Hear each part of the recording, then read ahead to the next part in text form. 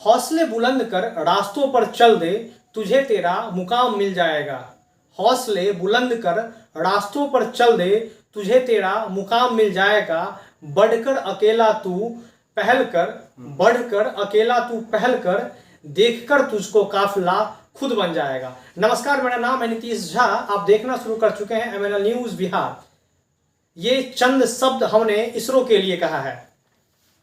आज पूरी दुनिया में भारत का डंका फिर बजा है, क्योंकि चंद्रयान 3 के बाद आदित्य L1 अपने मिशन पे आज चंद्रयान 3 के बाद आदित्य L1 अपने मिशन की ओर चल चुका है।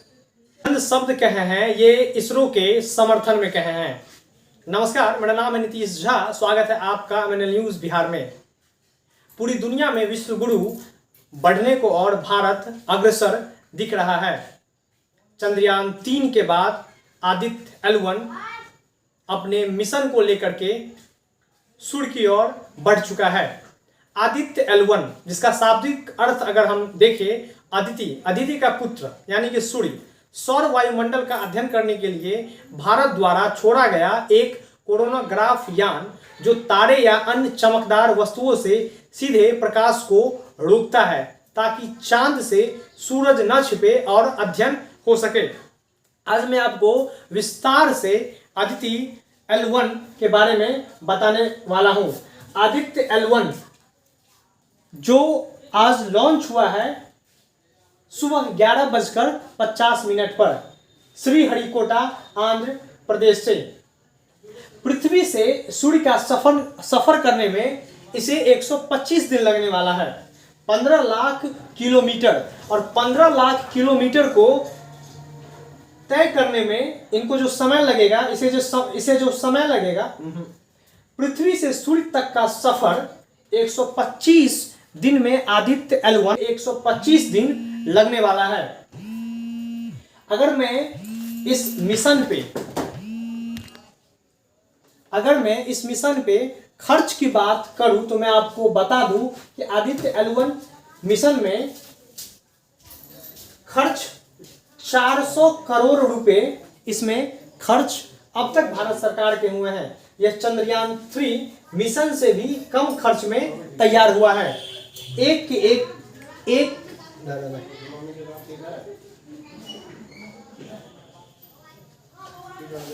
आदित्य L1 में जो खर्च आया है उसके बारे में मैं आपको बताऊंगा कि इस मिशन में अब तक 400 करोड़ रुपए खर्च हो चुके हैं। यह चंद्रयान 3 मिशन से भी कम खर्च में तैयार हुआ है। इसके अगर मैं उद्देश्य की बात करूं तो मैं आपको बता दूं कि सूर्य की सबसे बाहरी परत कोरोना, फोटोस्फीयर और क्रोमोस्फीयर का यह अध्ययन करने वाला है। प्री फ्लेयर और फ्लेयर गतिविधि और उनकी विशेषताएं की जानकारी हमें देगा। सौर तूफान की उत्पत्ति का अध्ययन ये करेगा। अंतरिक्ष मौसम पर और गतिविधियों के प्रभाव का ये अध्ययन करने वाला है। विशेष इसके बारे में हमारी जो बातचीत होने वाली है, मधुबनी जगत के जाने माने शिक्षाविद, कर्ण केमिस्ट्री क्लासेस के डायरेक्टर ऋषिकेश कर्ण सर से हम technical points of view Aditya L1 के बारे में हम जानेंगे। कर्ण केमिस्ट्री क्लासेस के डायरेक्टर ऋषिकेश कर्ण सर हैं। सर, सबसे पहले तो हमारे डिजिटल स्टूडियो में आपका बहुत बहुत स्वागत। बहुत बहुत स्वागत है नीतीश जी आपका और आपके इस MNL न्यूज़ का, जो आप बार बार इस जो टेक्निकल ज्ञान माने नॉलेज है, जो टेक्निकल न्यूज़ है, उसको आप उजागर करते आ रहे हैं और हमारे जो भी मिथिलांचल वासी साथ साथ देशवासियों के पास में पहुंचाते आ रहे हैं। इसके लिए आपको बहुत बहुत धन्यवाद। सर, चूंकि आप केमिस्ट्री के शिक्षक हैं, विज्ञान के जाने माने शिक्षक हैं, आप सर अगर आसान भाषा में आदित्य L1 के बारे में बता पाए, चूंकि हमसे जितना बना हमने बताया, तो सर हमारे दर्शकों को सहूलियत होगी। Sir, over to you. Thank you Nitish जी।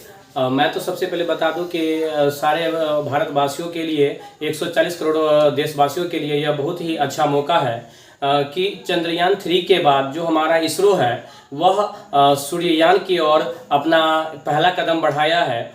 और सूर्य की स्टडी अध्ययन करने के लिए इन्होंने आज 11:50 पर जो आदित्य L1 का इन्होंने क्या क्या खोज ये अपने हरिकोटा श्री हरिकोटा जो है आंध्र प्रदेश में, वहाँ से इसको लॉन्च किया है। और यह रॉकेट का, जिस रॉकेट के द्वारा इसको लॉन्च किया गया है उस रॉकेट का नाम है PSLV-XL। ठीक है, उस रॉकेट के द्वारा इस जो सूर्ययान है आदित्य L1 उसको लॉन्च किया गया। सर एक सेकंड, ये जो PSLV एक सूर्ययान है जिसे लॉन्च किया, PSLV एक रॉकेट है, PSLV एक रॉकेट है जिसे लॉन्च किया गया है, जिसके द्वारा लॉन्च किया गया है आदित्य L1। अच्छा, जिसके द्वारा आदित्य L1 को लॉन्च किया गया है। ठीक है सर, ओवर टू यू। मैं आपको बता दूं कि ये जो है आदित्य L1 जिसमें जो पृथ्वी के चारों ओर लगभग 5 ऑर्बिट को वह चारों ओर मूव करेगा, चक्कर लगाएगा 16 दिनों तक, और 16 दिन के बाद वह स्फीयर ऑफ इन्फ्लुएंस SOI, जहाँ से पृथ्वी का जो गुरुत्वाकर्षण है वह उसके क्षेत्र की ओर, वो उसके क्षेत्र से बाहर निकल जाएगा। पृथ्वी का जो गुरुत्वाकर्षण क्षेत्र है स्फीयर ऑफ इन्फ्लुएंस SOI से वो बाहर निकल जाएगा। क्लियर है? गर्दा बन रहा है। आप और आपको बता दें कि ये जो आदित्य L1 है उसमें टोटल 7 पेलोडस को लगाया गया है। ठीक है, यह पेलोडस क्या है, जिसमें सबसे ज्यादा जो अभी चर्चा है पेलोडस में, वो पापा नाम का एक पेलोडस को लगाया गया है। टोटल 7 पेलोडस है, जिसमें सबसे ज्यादा जो चर्चा है वह पापा नाम के पेलोडस का चर्चा है। यह काफी चर्चा में है अभी तक। वह रीजन क्या है, क्योंकि पापा का जो मीन्स होता है, यानी plasma analyser package for Aditya, इसका पापा का पूरा फुल फॉर्म है plasma analyser package of Aditya. Clear है? जो क्या करेगा, जो सूर्य के जो वायु है, हवा है, उसमें जो मौजूद है इलेक्ट्रॉन मौजूद है, वहाँ पे बहुत सारे आयंस मौजूद है, उसकी दिशा को वह स्टडी करेगा, उसकी डायरेक्शन को वह स्टडी करेगा, जो हमारा आदित्य वह L1 है, और उसको L1 पॉइंट पर रखा जाएगा। क्योंकि हम आपको बता दें जिस पॉइंट पर ये जा रहा है वहाँ पे टोटल 5 पॉइंट है, L1, L2, L3, L4 और L5। तो L1 पॉइंट पर रखने से वह हमेशा कंटिन्यू स्थिर रह पाएगा, इसीलिए L1 पॉइंट पर इसको रखा जाएगा, और वहाँ से वह पृथ्वी सन के, सूर्य के चारों ओर घूमकर और उसकी जो बारे में स्टडी करके वह बताएगा इस पृथ्वी तक, माने इसरो के साइंटिस्ट तक वह ये सारी इंफॉर्मेशन, सारी जानकारी को भेजेगा। सर ये तो बात हो गई इसके बारे में, आपने टेक्निकल पॉइंट ऑफ व्यू से आपने बताया। अगर सर आप कंसाइज कर पावे तो अगर सर एक बार आप बता दे एक साइंटिफिक पॉइंट ऑफ व्यू से, एक स्टूडेंट्स पॉइंट ऑफ व्यू से, इसमें सर लगभग 125 दिन लगने वाले हैं ना? 125 दिन लगेगा टोटल, यानी लगभग 4 महीना लगेगा। 4 महीना। और इसका जो किलोमीटर अगर देखें तो 15 लाख किलोमीटर, 15 लाख किलोमीटर का दूरी यहाँ से सफर तय करेगा, और LN पॉइंट पर जाकर के इसको स्थित कर दिया जाएगा। इसका जो सर मेन काम है ये तो यही है ना कि जो सूर्य है, सन है, उसके जो अगल बगल में चारों ओर जो एक्टिविटीज होने वाली है उसका ये पता लगाएगा, उसके बारे में ट्रैक रिकॉर्ड जो है सो हमारे जो धरती पे जो साइंटिस्ट है, वैज्ञानिक है, उनको ये भेजेगा। देखिए एक्चुअली है क्या कि सूर्य जो है ना, वहाँ पे आपको बहुत मात्रा में हीलियम है, हाइड्रोजन है, काफी ज्यादा मात्रा में है। हीलियम तो सर 78% है ना, जिसमें हम आपको कुछ डाटा यहाँ से हम आपको दिखाने का कोशिश करेंगे। अगर यहाँ पे मौजूद होगा यहाँ पर तो हम आपको कुछ डाटा दिखाने का कोशिश करेंगे। ये डाटा आप अभी देख रहे होंगे। देखिए यहाँ से मैं बता दूं कि यहाँ पर जो उसके जो घटक है, हाइड्रोजन है 73.46। ये घटक सर क्या है, इसको जरा माने उसके कंपोनेंट्स है। अच्छा, कंपोनेंट्स माने घटक है जो वहाँ पे मौजूद है। सन के जो लेयर है वहाँ पर सन पे मौजूद है। तो सन में क्या क्या मौजूद है? हाइड्रोजन है। आम भाषा में अगर सर समझे तो सन पे जो भी चीज मौजूद है उसको हम कंपोनेंट्स कहते हैं, और उसमें हीलियम है, ऑक्सीजन है, कार्बन है, लोहा है, गंधक है। गंधक दैट मीन्स आप इसको सल्फर, ये गंधक है, नियॉन है, नाइट्रोजन है, सिलिकॉन है, मैग्नीशियम है।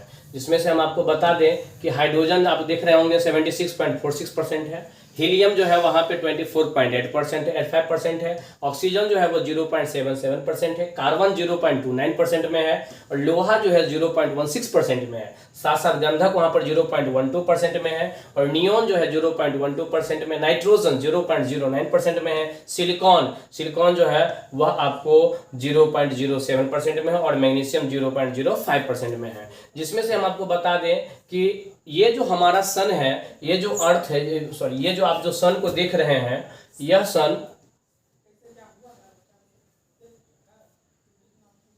आप जो इस सन को देख रहे हैं, आप देख रहे होंगे इसका यह बहुत लेटेस्ट लिया गया फोटो है, ठीक है, जहां से यह एकदम तपता हुआ, इसमें इतनी ज्यादा एनर्जी है। अगर हम सन की बात करें तो इसमें लगभग 101 पृथ्वी समा सकता है, ये इतनी बड़ी है। और साथ साथ इसकी जो एनर्जी है यह लगभग करोड़ों वर्षों तक यह इसी तरह से यह एनर्जी देता रहेगा और जो हमारा पृथ्वी है, इस पृथ्वी पर जीवन को सफल करके रखे, माने इस पृथ्वी पर जीवन सफलतापूर्वक बनी रहेगी।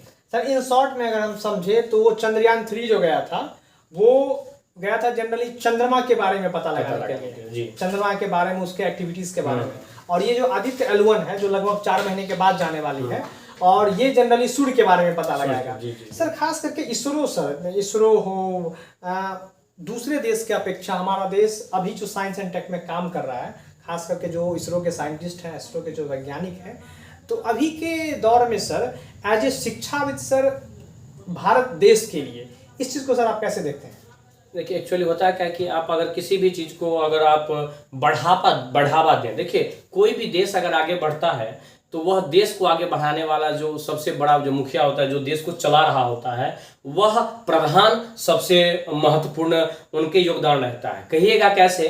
क्योंकि जब तक आप माने हमारे जो इसरो है, देखिए मैं आपको बता दूं, इसरो का जो स्थापना हुआ था नासा से पहले हुआ था, नासा से बहुत पहले हुई थी, लेकिन नासा आज कितने आगे बढ़ गया है और इसरो कितना पीछे था। कुछ फोटो में अगर आप देखते हैं तो इसरो का ऐसा फोटो सब दिखाया जाता था जहां से आपको मतलब कि एक उसके ऊपर हंसी क्या कहते हैं, कॉमेडी टाइप्स का एक फोटो बनाया जाता था, हंसी वाले, कि अभी तक जो है यह हमारा जो इसरो है वो कितना पीछा है, उसको यह दिखाने का कोशिश किया जा रहा था।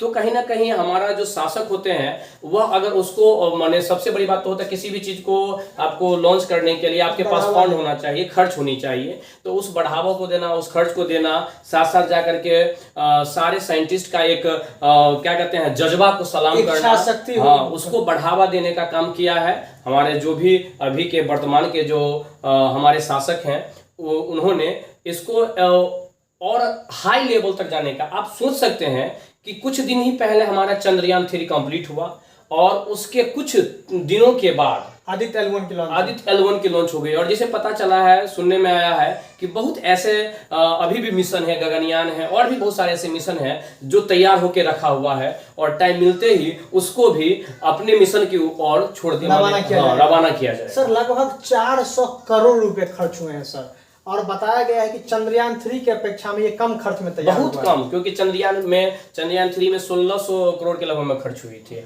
और ये कहाँ 400 करोड़ का। सर हम लोग हॉलीवुड की जो मूवी बनती है उससे कम में हम लोग अपने यान को भेज सकते हैं सर। जी सर। ये हमारे साथ थे, चूंकि सर ने एक इन शॉर्ट में हमें समझाया, साइंस के शिक्षाविद थे, कि हमारे साथ कर्ण केमिस्ट्री क्लासेस के डायरेक्टर ऋषिकेश कर्ण सर थे। सर ने हमें आसान भाषा में इसके बारे में समझाया। ये खबर आपको कैसी लगी कमेंट करके ज़रूर बताइएगा, क्योंकि हमारी टीम काफ़ी मेहनत करती है, काफ़ी रिसर्च करती है, उसके बाद इस तरह का न्यूज़ आपके सामने हम लेकर के आते हैं।